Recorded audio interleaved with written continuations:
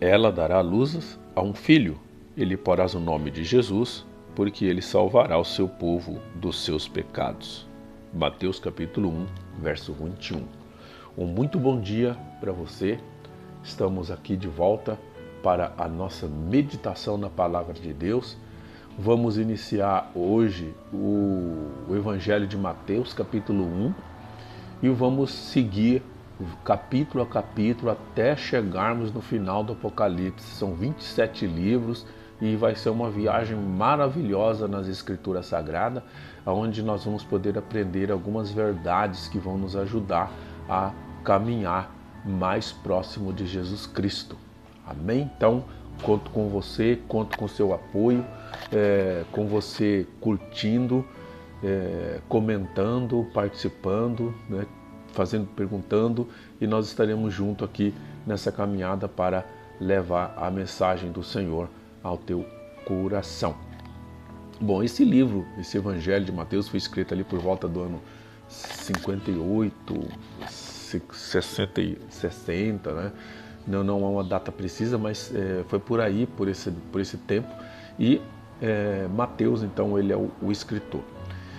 Bom, esse evangelho ele vai revelar não apenas a genealogia e o nascimento de Jesus, mas também enfatiza temas essenciais, né? Temas como a soberania de Deus, a encarnação e a salvação. Este capítulo serve como introdução fundamental para a compreensão do resto do Evangelho de Mateus. Então é preciso bastante atenção. O primeiro capítulo, esse capítulo 1, está dividido em 3 partes. Genealogia de Jesus, que vai dos versos 1 a 17. Nascimento de Jesus, que vai do verso 18 a 25. E o caráter singular do nascimento de Jesus, que vai dos versos 24 a 25. Bom, sobre a genealogia de Jesus, o verso 1 diz: livro da genealogia de Jesus Cristo, filho de Davi, filho de Abraão. O que significa? A genealogia é apresentada como um livro, indicando um registro formal e importante. Identificar Jesus como filho de Davi e filho de Abraão estabelece, né, a sua legitimidade messiânica e conexão com as promessas de Deus a Israel. A teologia bíblica, ela vê neste versículo a soberania de Deus na história, mostrando como ele prepara um meio para a redenção da humanidade através da linhagem de Jesus. Os versículos 2 a 16, que fala da linhagem de Jesus, a genealogia de Mateus ela é notável por incluir 4 mulheres: Tamar, Raabe, Ruth e Batseba. O que ressalta aqui a graça e a misericórdia de Deus, utilizando pessoas de diferentes origens e histórias. A inclusão dessas mulheres aponta para a universalidade da mensagem do Evangelho. Deus opera em circunstâncias humanas imperfeitas, refletindo sua graça salvadora, que não é limitada por aspectos culturais ou morais. O versículo 17 diz assim: todas as gerações de Abraão até Davi são 14 gerações, de Davi até o exílio da Babilônia 14 gerações, e do exílio na Babilônia até Cristo 14 gerações. A estrutura tripartida aqui, né, e a repetição do número 14 sugere uma perfeição e planejamentos divinos. Esse padrão serve para enfatizar o controle soberano de Deus sobre a história. Este reconhecimento da soberania divina é central, né, no ensino da teologia, sublinhando que Deus é o arquétipo da história, guiando tudo conforme a sua vontade. Os versos 18 a 25 falam sobre o nascimento de Jesus, e o verso 18 diz: ora, o nascimento de Jesus Cristo foi assim. O foco se desloca da linhagem para o evento central, o nascimento de Jesus, enfatizando o ato sobrenatural da ação do Espírito Santo. A concepção virginal é vista como um milagre que revela a divindade de Cristo, reafirmando a doutrina da encarnação. Os versos 20 a 21 fala do anúncio do anjo, né? E enquanto ponderava nisso, que era José, eis que lhe apareceu em sonhos um anjo do Senhor. O anjo anuncia, né, para José que Jesus salvará o seu povo dos seus pecados. Isso é um foco central, já que enfatiza a missão redentora de Jesus Cristo. E na teologia, a ideia de que Jesus é o Salvador substancia a soteriologia da teologia, onde a salvação é vista não apenas como libertação, mas como a justificação pela fé através de Cristo. O verso 22 a 23 fala do cumprimento das profecias. Mateus vai citar Isaías 7,14, sublinhando que a vinda de Jesus é o cumprimento das promessas proféticas. Este versículo enfatiza a natureza de Deus como fiel às suas promessas, um tema frequentemente discutido na teologia, que realça a necessidade de confiar na soberania e fidelidade de Deus. O verso 24 a 25 fala do caráter singular do nascimento de Jesus. Despertando, José fez como lhe ordenara o anjo do Senhor.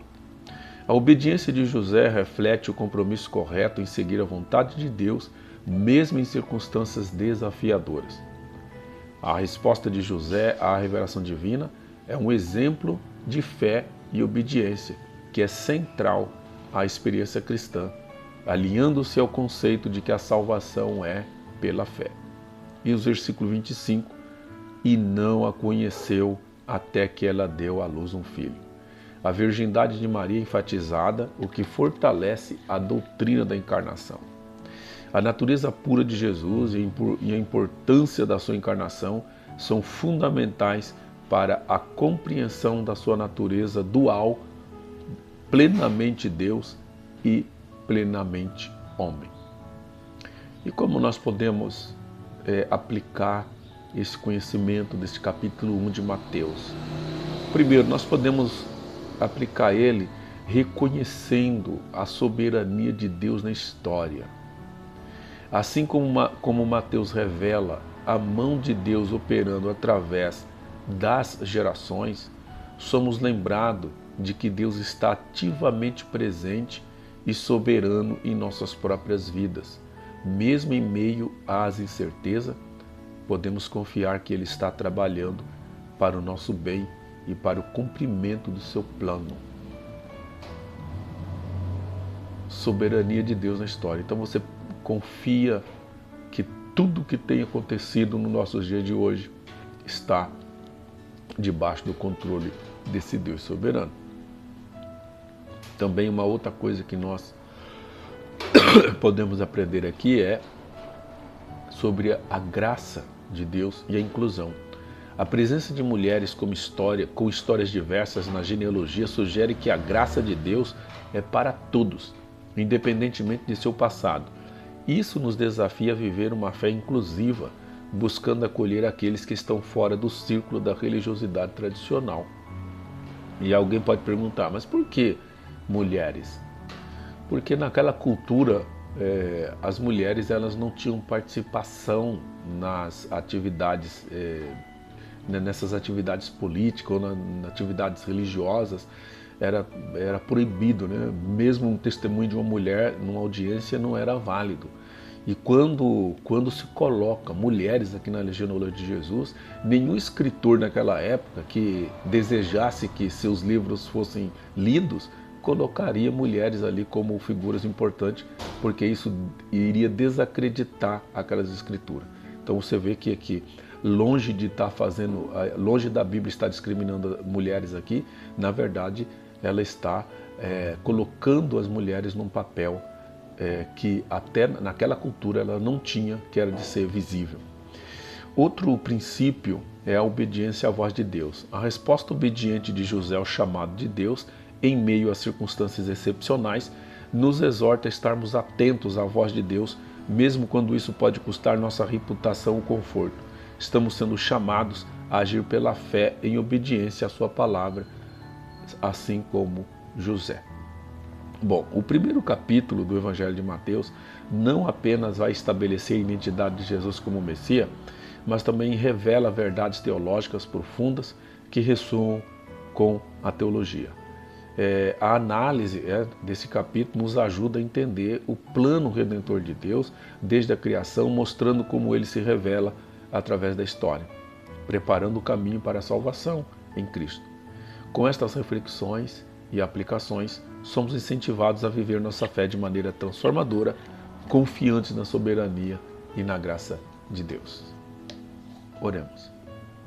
Pai Celeste, é com graça que estamos aqui diante da Tua presença, apresentando Teu Filho Jesus Cristo neste primeiro capítulo do Evangelho de Mateus, como aquele que veio trazer a solução para o problema do mundo, e que o Senhor possa, Pai, usar estas mensagens para trazer consolo, conforto àqueles que estão sem esperança.